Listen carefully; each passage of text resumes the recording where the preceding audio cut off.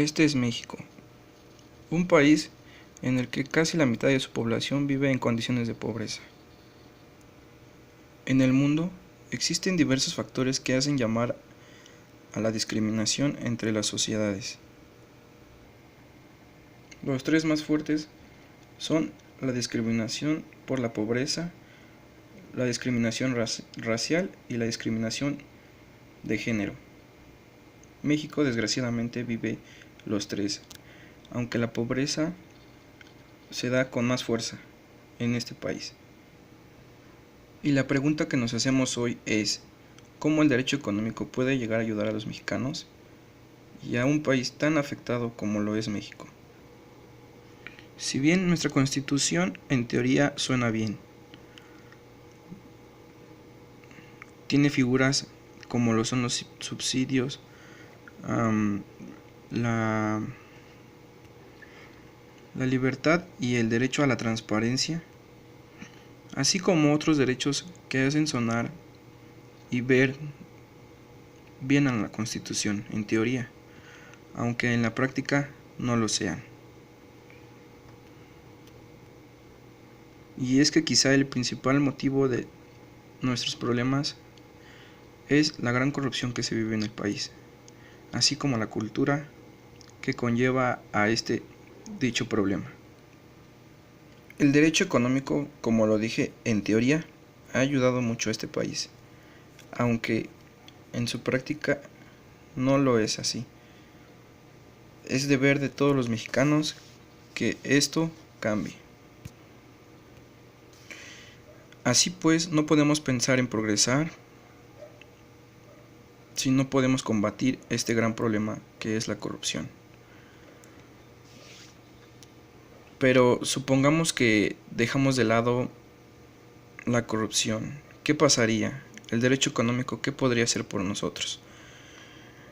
El derecho económico en otros países ha ayudado demasiado a sus poblaciones y ha creado figuras tan interesantes y evolutivas en las sociedades, como lo son la renta básica,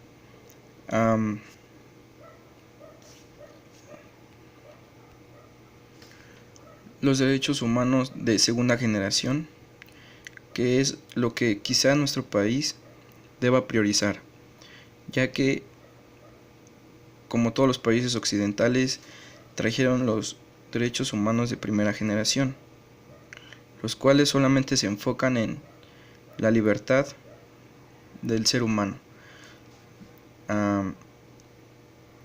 Países como Cuba han priorizado los derechos humanos de segunda generación, tales que son como lo son los económicos, en el que se preocupan por tener una mejor educación, por tener salud, por tener un bienestar económico. Es por eso que nos es tan difícil ver de este lado a Cuba, a países como Cuba. Y creo que debemos dejar a un lado esos derechos humanos de primera generación para retomarlos de segunda generación. La idea de la renta básica suena como un sueño para países como México, pero está en nosotros el cambio y creo que lo podremos lograr si dejamos a un lado la corrupción y un poco de nuestras costumbres que no son para nuestro beneficio. Por otro lado, creo que la renta básica es una buena opción, pero no solamente el dar dinero a los ciudadanos por el simple hecho de ser esos ciudadanos termine con la pobreza.